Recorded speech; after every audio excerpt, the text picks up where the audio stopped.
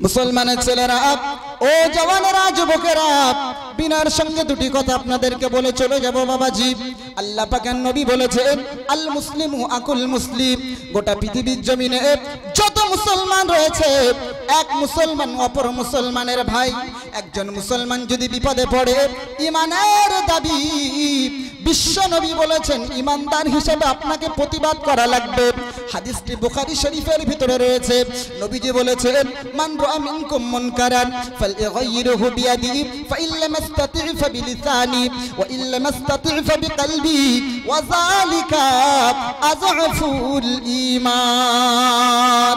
নবী বললেন পৃথিবীর উম্মতিনে তোমরা শোনো, আমি মুহাম্মদুর রাসূলুল্লাহ বললাম পৃথিবীতে যেখানে অন্যায় হবে, পৃথিবীর জমিনে যেখানে অপরাধ হবে, যদি তোমাদের শক্তি থাকে অন্যায়টাকে হাত দিয়ে রুখে দাও। ঈমানের দাবি। যদি কেউ বলে আমি জাতিতে মুসলমান, বিশ্ব নবীর উম্মত আমি, আমার ভিতরে ঈমান রয়েছে, ঈমানের প্রথম শর্ত হলো অন্যায় দেখেছো হাত দিয়ে প্রতিবাদ করো। ক্ষমতা নেই, পারলাম না, মুখ দিয়ে প্রতিবাদ করলাম, সেটাও পারলাম না।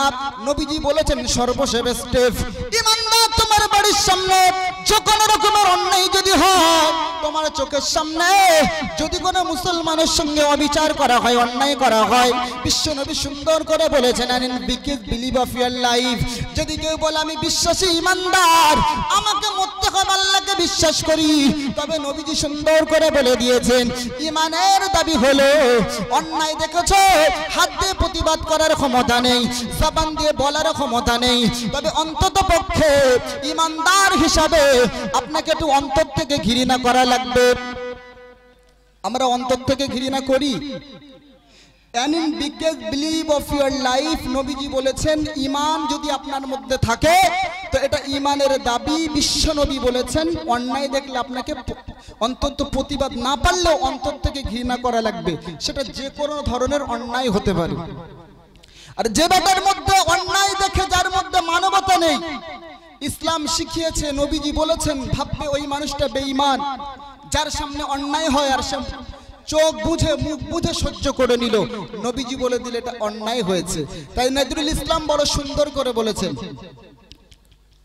মুসলমানের ছেলেরা ও জওয়ানেরা যুবকেরা, তাই বড় নবীজি বড় সুন্দর করে জানিয়ে দিয়েছে পৃথিবীর জমিনে উম্মত তুমি কান করে শুনে নাও, আমি নবী মুহাম্মদুর রাসূলুল্লাহ বললাম পৃথিবীর জমিনে অন্যায় অপরাধ সবই কিছু চলবে অহরহ, তোমাকে হাত দিয়ে প্রতিবাদ করা লাগবে। ইহুদিদের বড়, মুসলমানদের বড় শত্রু হলো ইহুদি। আমরা তো আমাদের ভাইদেরকে সেখানে হত্যা করা হচ্ছে, আমাদের বোনদেরকে সেখানে ধর্ষণ করা হয়েছে, কত সংখ্যক ছোট ছোট বাচ্চাদেরকে সেখানে হত্যা করা হয়েছে। ঈমানের দাবি হিসাবে আমরা মুসলমান হিসাবে আমরা তো প্রতিবাদটুকু করিনি, প্রতিবাদের ভাষাটুকু হারিয়ে ফেলেছি। উপরন্তু আমরা মুসলমান ওই ইহুদি জাতিদেরকে সহযোগিতা করছি। এটা আশ্চর্য মতো হয়ে যাবেন, আমরা আবার ইহুদিদেরকে কোত্থেকে সহযোগিতা করলাম? আমরা কি ইসরায়েলে যাই? আমরা যদিও যাই না, আমাদের ভারতবর্ষের স্বরাষ্ট্রমন্ত্রী যায়, প্রধানমন্ত্রী যায়, জানেন? সেখানে কনসালটেশন হয়, কথা নেওয়া হয় যে ওরা যেভাবে ইসরায়েল দেশকে প্রতিষ্ঠিত করেছে, ভারতবর্ষকে একদল কুচক্রান্তশীল মানুষ ওই একই প্রসেসে এটাকেও হিন্দু কান্ট্রি নির্বাচন বা প্রতিষ্ঠিত করতে চায়। ওটা আমার সাবজেক্ট না। নবীজি বলেছেন ইহুদি জাতি, কোরআন বলেছে তোমাদের বড় শত্রু। আমরা ইহুদিদেরকে সহযোগিতা করছি কিভাবে একটুখানি শুনে নেবেন, 2 মিনিটের জন্য আমি অনুরোধ করছি। গরম পড়ে গেছে, কিছুদিনের মধ্যে গরম পড়ে গেছে, আমরা এখন ঠান্ডা খেতে শুরু করেছি, পেপসি খেতে শুরু করেছি, অনেকে কোকো কলা খেতে শুরু করেছি, কিন্তু আমরা জীবনে কোনোদিন পেপসি কোকো কলা ফুল ফর্ম জানিনি, জানবার চেষ্টাও করিনি। আমি কোরআন এবং হাদিসের একজন ছাত্র হিসেবে আপনাদেরকে বলে যাচ্ছি, যারা পেপসি খান, কোকো কলা খান, একজন ভালো ডক্টর বাবুর কাছে জিজ্ঞাসা করবেন যে আমি পেপসি কোকো কলা ঠান্ডার সময় খাই, তো এটা কি আমাদের জন্য উপকার না অপকার? ডাক্তার বলে উপকারের থেকে অপকারে বেশি। যারা বাথরুম পরিষ্কার করে বাড়িতে অ্যাসিড দিয়ে, করে না? অ্যাসিড দিয়ে বাথরুম পরিষ্কার করেন, কিন্তু ওই যে অ্যাসিড যদি আপনি পায়খানাতে যেখানে ঢেলে দেন দেখবেন যতটা পরিষ্কার হয়, আপনি যদি পেপসি ঢেলে দেন দেখবেন অতটাই পরিষ্কার হবে। বাথরুমে অ্যাসিডের কাজ পেপসি করবে, এ তো গেল দুনিয়াবি ক্ষতি। এখন আসুন, আপনি যদি যারা এখন একটু বাচ্চারাও গুগল চালাতে পারে, এখন আপনি গুগলে গিয়ে লিখলেন, আমি বলে যাচ্ছি যারা পেপসি কোকা কোলা খায় লিখবেন যে গুগলে গিয়ে বলবেন যে আমি পেপসির ফুল ফর্ম জানতে চাচ্ছি। ইংরেজিতে যদি পারেন বলবেন I want to know about Pepsi's full form. আমি পেপসির ফুল ফর্ম জানতে চাই। পেপসিস ফুল ফর্ম এতটুকু লিখলেই আপনাকে ডিটেলস দিয়ে দেবে। সেখানে দেখবেন একটা ফুল ফর্ম দিয়ে দেবে, P for pay, E for S, P for paddy, S for save, I for Israel. P save Israel, যার অর্থ প্রতিটি পয়সা ইসরায়েলিদের এবং প্রতিটি পয়সা ইসরায়েলিদের নিরাপত্তার জন্য খরচ করো। আমরা মুসলমান সেই ইহুদিদের প্রোডাক্টগুলো আজকে কিনে খাচ্ছি, দেখার চেষ্টাও করি না। আর যারা পুরো পৃথিবী জুড়ে ষড়যন্ত্র করে যেখানে যেখানে মুসলমানদের উপর অত্যাচার হচ্ছে, কোনো না কোনো ভাবে ওই ইহুদি জাতি দেখবেন পিছন থেকে তারা পরিচালনা করছে। যদি বলেন কিভাবে, আবারও বলছি, তাদের সংখ্যা মাত্র 1,82,00,000, মাত্র 1,82,00,000। এর কারণ হলো তারা পৃথিবীতে সর্বপ্রথম বিশ্ববিদ্যালয় প্রতিষ্ঠিত করেছিল, শিক্ষার দিকে অগ্রসর হয়েছিল, প্রতিটি মানুষকে শিক্ষার দিকে আহ্বান করেছিল। পৃথিবীতে মুসলমান জাতি শিক্ষা প্রতিষ্ঠান প্রথম তৈরি করেনি, হিন্দু জাতি পৃথিবীতে প্রথম স্কুল তৈরি করেনি, অন্য কোন জাতি পৃথিবীতে প্রথম শিক্ষার দিকে অগ্রগামী হয়নি।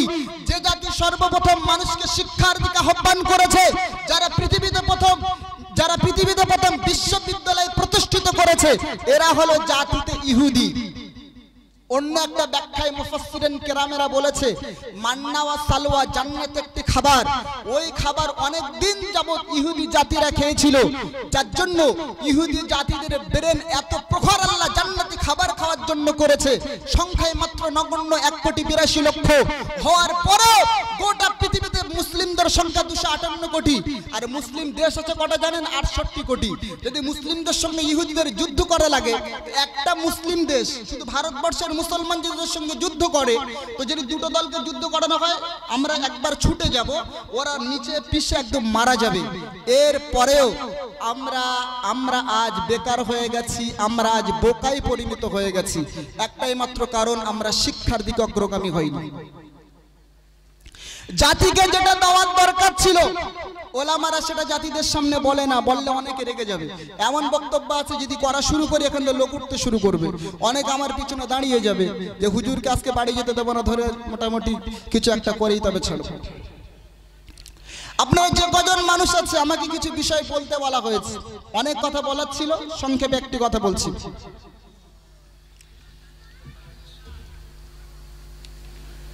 জি, আমি এই বিষয়টা বলবো ইনশাল্লাহ। তো আমি তার আগে একটা কথা বলে নিই, বলে এটা আমি বলে শেষ করে দেবো। জি, সেটি হলো, Islam is the greatest religion in this world.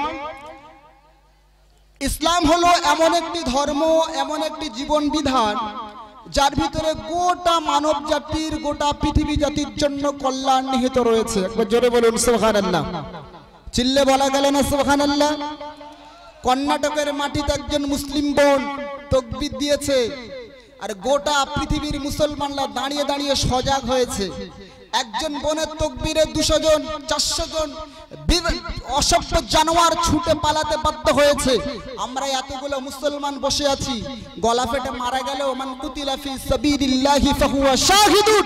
নবীজি বলেছেন, আল্লাহর নামে ডাক নিতে গিয়ে যদি কারোর গলা ফেটে মারা যায়, ও ব্যক্তিটা শহীদ হয়ে যাবে। কাফনে যখন মুড়িয়ে দেওয়া হবে, ওই অবস্থায় ফেরেশতারা এসে কাফনটা দেখে চলে যাবে, আর আল্লাহ পাকের গায়বী আওয়াজে ওর কবরের ভিতর উত্তর পাঠানো হবে। একবার জোরে বলুন সুবহানাল্লাহ। আর জোরে বলা গেল না সুবহানাল্লাহ? মুসলমানের ছেলে, Islam is the greatest religion in this world. ইসলাম পৃথিবীর সর্বশ্রেষ্ঠ ধর্ম কেন, এ ব্যাপারে একবার প্রশ্ন করা হয়েছিল বিশ্বকবি রবীন্দ্রনাথ ঠাকুরকে, যাকে ট্যাগর বলা হয় ইংরেজি থেকে। উনি একবার ফিরছিলেন, he was returning from United State of America towards India. তিনি আমেরিকা থেকে ইন্ডিয়াতে ফিরছিলেন। প্রতিমধ্যে তানার কিছু ভক্ত তানাকে জিজ্ঞেস করেছিলেন যে, sir, we have seen plenty of others people, they have Islam. আমরা হাজারো মানুষকে দেখেছি যারা ইসলাম, অন্য ধর্ম ছেড়ে দিয়ে ইসলাম গ্রহণ করছে, কিন্তু স্যার আমরা কোনো মুসলমানকে দেখলাম না যে ইসলাম পরিত্যাগ করে অন্য অন্য ধর্ম চলে যাচ্ছে। এ ব্যাপার আপনার মতামত কি? তো বিশ্বকবি রবীন্দ্রনাথ ঠাকুর এ প্রশ্নের উত্তরে তিনি একটা দুটো কথা বলেছিলেন। একটা কথা বলতে গেলে 5 ঘন্টা সময় লাগবে। তিনি তাঁর ভাষায় উত্তর দিয়েছিলেন যে Islam has an ideal and spiritual book. This brought Prophet Muhammad, Almighty Allah, to this world to lead the humanity to the right destination. উনি বললেন ইসলামের ভিতরে এমন একটা সুন্দর কিতাব আছে, এমন একটা লাইফ রুলস রয়েছে, এমন একটা জীবন ব্যবস্থা রয়েছে, যদি কোনো মানুষ জানতে চায়, বুঝতে চায় যে সৃষ্টিকর্তা তাকে কেন পৃথিবীতে পাঠিয়েছে, তবে সে যদি ওই কিতাবটা একটু মনোযোগ দিয়ে পড়ে, ওই ঐশী বাণীটাকে একটু বিস্তারিতভাবে বোঝার চেষ্টা করে, তাহলে সে বুঝতে পারবে সৃষ্টিকর্তা তাকে কেন পৃথিবীতে পাঠিয়েছে। একবার জোরে বলুন সুবহানাল্লাহ। মুসলমানের ছেলে আমরা এখন অনেকে জানি না যে আল্লাহ কেন পৃথিবীতে পাঠিয়েছে। খাই দাই, ঘুরে বেড়াই আর ঘুমিয়ে পড়ি, বাস 100 টাকা ইনকাম করে 150 টাকা গোশ কিনে নিয়ে বাড়ি চলে আসি। এই তো মুসলমানদের, আকসার মুসলমানদের অবস্থা। তো বিশ্বকবি বললেন যে ইসলামের ভিতরে এমন একটা কিতাব আছে যার সঙ্গে মোকাবিলা করার মতো ক্ষমতা পৃথিবীর অন্য কোনো কিতাবের নেই। মুসলমান একবার খুশি হয়ে বলুন সুবহানাল্লাহ। এটা বিশ্বকবি বলেছেন, আমাদের তরফ থেকে একই দাবি, কিন্তু বাস্তবের সঙ্গে যদি একটা আমরা একটু মিলিয়ে দেখি যে রবীন্দ্রনাথ ঠাকুর কথাটা কতটা সত্য বলেছেন। পৃথিবীতে ফ্রান্স বলে একটা দেশ আছে, জাতিসংঘ বলে একটা ক্লাব আছে, আপনারা জানেন জাতিসংঘ বলে একটা ক্লাব। পৃথিবীতে 5টা বড় শক্তি আছে যারা পুরো পৃথিবীকে কন্ট্রোল করে, পরিচালনা করে। এদের মধ্যে 1 নম্বর হলো আমেরিকা, 2 নম্বর ব্রিটেন, 3 নম্বর রাশিয়া, 4 নম্বর চায়না, 5 নম্বর ফ্রান্স। এই 5টা দেশকে একত্রে বলা হয় বিটো পাওয়ারওয়ালা কান্ট্রি। এদের কাছে এমন ক্ষমতা আছে, এরা যদি বিশ্বের কোনো কিছুর বিষয় হ্যাঁ বলে তো গোটা পৃথিবীকে সেটা নীরবতার সাথে হ্যাঁ মানতে হয়, আর যদি না বলে তো গোটা বিশ্বকে সেটাকে না মানতে হয়। মুসলমানের ছেলেরা, ও জওয়ানেরা, যুবকেরা, বিনয়ের সঙ্গে বলে যাই বাবা যে একটি কথা। ফ্রান্সের একজন নাবিক, নাম তার মুসা বুকালবে, 12টি বছর সমুদ্রে জাহাজ চালিয়েছে, বৃদ্ধ হয়ে গেছে, মানুষটাকে রিটায়ার করে দেওয়া হয়েছে। আপনারা ভালোই বুঝবেন যারা সরকারি চাকরি করে, একটা মানুষ যখন বৃদ্ধ হয়ে যায় তাকে রিটায়ার করে দেওয়া হয়। ও বেটা 12 বছর ফ্রান্সের একজন নাবিক, নাম তার মুসা বুকালবে, সমুদ্রের মধ্যে জাহাজ চালিয়েছে, জাহাজ চালিয়ে রিটায়ার হয়ে গেছে। বাড়ি ফিরতে সমস্ত বন্ধুরা একটা একটা করে গিফট দিচ্ছে, কিন্তু তার একজন মুসলিম বন্ধু ছিল, নাম তার ছিল আব্দুল্লাহ, ওই আব্দুল্লাহ তার বন্ধুকে বিদায় জানানোর সময় একটা কোরআনুল কারীমের কপি, কোরআনুল কারীমের একটি ট্রান্সলেট বন্ধুর হাতে দিয়ে বলল, বন্ধু, in fine plant of time to study it, please study this spiritual বুক।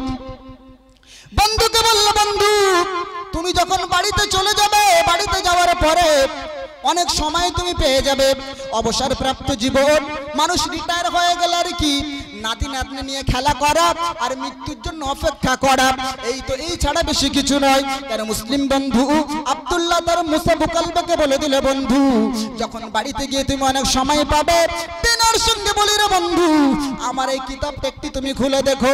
আব্দুল্লাহ বাড়িতে চলে গেল, মুসা বুকালবে বাড়িতে চলে গেল। এদিক ওদিকে যত কাজ ছিল সব কিছু কমপ্লিট করার পরে তার মুসলিম বন্ধু আব্দুল্লাহ কথা তার মনে পড়ে গেল যে আমার বন্ধু আব্দুল্লাহ তো আমার একটা কিতাব গিফট করেছে, তো অন্তত পক্ষে আমি কিতাবটা পড়ে দেখি। আমরা যারা একটু আধটা কিতাব পড়ি, আমরা জানি আমাদের কিতাব পড়ার একটা সিস্টেম আছে। প্রথমে আমরা লেখকের নাম খুঁজি, তারপরে সূচনায় দেখি, ইমিগ্রেশন বলে যেটা, ফরহেড বলে, যে কিতাবটা কি উদ্দেশ্যে লিখেছে ওটা লেখক একদম শর্ট আকারে লেখে। তারপরে 3 নম্বরে যেটা, যে দেখলেন প্রথমে লেখকের তো কোনো নাম নেই, উনি বলছে, আরে কি আজীব লেখক, কিতাব লিখেছে অথচ নিজের নাম গোপন করেছে, নাম নেই। দ্বিতীয়ত কি, দ্বিতীয়ত দেখছেন ফরহেডে দেখছেন যেখানে সূচনা লেখার কথা সেখানে দেখছেন কোনো সূচনা নেই, সূচনাতেই দেওয়া আছে যালিকাল কিতাবুল লা রাইবা ফি, এই কিতাবের ভিতরে কোনো সন্দেহের অবকাশ পর্যন্ত নেই। জোরে বলুন সুবহানাল্লাহ। এটা খুশি হয়ে বলতে পারলেন না সুবহানাল্লাহ? এতগুলো মানুষের আওয়াজ। তো মুসা বুকালবে খ্রিস্টানীদের বন্ধু তো অবাক হয়ে গেল, বলে, আরে লেখকের এত বড় অহংকারীমূলক বক্তব্য। ও বলে কিতাব লিখছে আর বলে দিচ্ছে যে লেখক কিতাবের ভিতর লিখছে যে কিতাবের ভিতরে কোনো ভুল নেই, এত বড় লেখকের দাবি। লেখকটা কে? ও তো জাতিতে খ্রিস্টান, মুসলমান না। ও তখন মনে মনে করলো আচ্ছা ঠিক আছে, আমি অন্তত পক্ষে দেখি যে এই কিতাবের ভিতরে ভুল আছে কি না। ভুল খোঁজার জন্য কিতাবের কোরআনের পৃষ্ঠা উল্টেছে, যেখানেই উল্টেছে সেখানেই পাচ্ছে যে ব্যক্তির ভিতরে ঈমানের নূর থাকে না, যে ব্যক্তির ভেতরে হেদায়েতের আলো থাকে না, ওই ব্যক্তির ভেতরটা অমনই অন্ধকার থাকে, অমনই কুৎসিত থাকে। যেমন নাকি অন্ধকারচ্ছন্ন আকাশ, তার নিচে মেঘাচ্ছন্ন অমাবস্যার রাত, তার মধ্যে সমুদ্রের মধ্যখানে যখন পানি প্রচন্ড ঢেউ খেলতে থাকে, ওই পরিস্থিতিতে সমুদ্রের মধ্যখানে আল্লাহর যদি কোনো বান্দা নিজের হাতকে বাহির করে দেখার চেষ্টা করে, তখন শুধু নিজের হাতটাকে কালো দেখে, হাত দেখতে পারে না, পায় না, নিজের হাতটাকে তখন শুধু কালো কুৎসিত দেখে। আরবিটা কি? মুসলমানের ছেলেরা, ও জওয়ানেরা, যুবকেরা, কোরআন শরীফ আল্লাহ বড় সুন্দর করে জানিয়ে দিয়েছেন, যুলুমাতুম বাযুহা ফাওকা বা'আস হাত্তা ইযা খারাজাহু লাম ইয়াকদি আরাহা ওয়া মান লাম ইয়াজআলিল্লাহু লাহু নূর ফামা লাহু মিন নূর। কোরআন বলেছে ওই মানুষটার ভিতরে, যার ভিতরে ঈমানের নূর থাকে না, হেদায়েতের আলো থাকে না, খাউফ ইলাহি থাকে না, ওই মানুষটার ভিতরটি অমনই অন্ধকার থাকে, যেমন মেঘাচ্ছন্ন আকাশ, তার উপরে যখন পানি প্রচন্ড ঢেউ খেলতে থাকে সমুদ্রের মধ্যখানে, তার উপরে যখন অমাবস্যার রাত, ওই তিনটি পরিস্থিতির মধ্যে দাঁড়িয়ে আল্লাহর যদি কোনো বান্দা নিজের হাতকে দেখতে পায় না, শুধু অন্ধকার দেখে, যার ভিতরে ঈমান নেই, যার ভিতরে খাউফ ইলাহি নেই, কোরআন বলছে ওই ব্যক্তির ভেতরটা অমনই অন্ধকারে থাকে। একটু জোরে বলা যায় কি সুবহানাল্লাহ। মুসলমান মুসা বকালবে আশ্চর্যান্বিত হয়ে গেল, ও রাতে আর ঘুম হলো না বেটার, উনি অস্থির হয়ে গেছে। সকালে উঠে ফোন করছে ওর বন্ধুর কাছে যে কিতাব লেখক তো যেটা লিখছে সত্যি বাস্তব লিখছে, কেউ জানুক আর না জানুক, আমি তো সমুদ্রে 12 বছর ছিলাম, নিশ্চয়ই মনে হয় লেখক সমুদ্র ঘুরেছে। তোর বন্ধুর কাছে ফোন করে বলছে, hello where are you Mr. Muhammad, Mr. Musa Bukalbe, please come on, you have important things to say, I am just now at home, এখনই তোমার বাড়িতে যাচ্ছি, তোমার সঙ্গে না আমার খুব গুরুত্বপূর্ণ কথা আছে, please come on, you have important things to say. বন্ধু যে কাজে থাকো না কেন তাড়াতাড়ি বাড়িতে চলে এসো, তোমার সঙ্গে আমি দেখা করব। আর এ তো সুযোগে ছিল মুসলিম বন্ধু, এ যেন আমার বন্ধুকে যে কিতাবটা দিয়েছি, যে উদ্দেশ্যে বন্ধু মানে কিতাব পড়েছে, ও সকালবেলা রেডি হয়ে এসে ঘরে একদম উপস্থিত। বন্ধু গিয়ে খ্রিস্টান বন্ধু মুসলিম বন্ধুর বাড়িতে গেল, দরজা খুললো, দুটো চেয়ার মুখোমুখি দেওয়া হলো, একদিকে খ্রিস্টান বন্ধু বসেছে, অপরদিকে মুসলিম বন্ধু। এবার বলছে, বলো বন্ধু তোমার কি প্রশ্ন আছে বলো তো দেখি। তা মুসলিম বন্ধু বলছে যে চা খাবে না, বলছে না চাটা পরে হবে, আগে যে প্রশ্নগুলো জানতে এসেছি অন্তত পক্ষে সেগুলো বলো। তা প্রথমে প্রশ্ন করলো বন্ধু যে কিতাব দিয়েছে, বলে কিতাবের লেখককে। তো উনি বললেন আরে সব কিতাবের লেখক হতে হয় নাকি? বলে না, কিতাব আছে মানে নিশ্চয়ই লেখক আছে।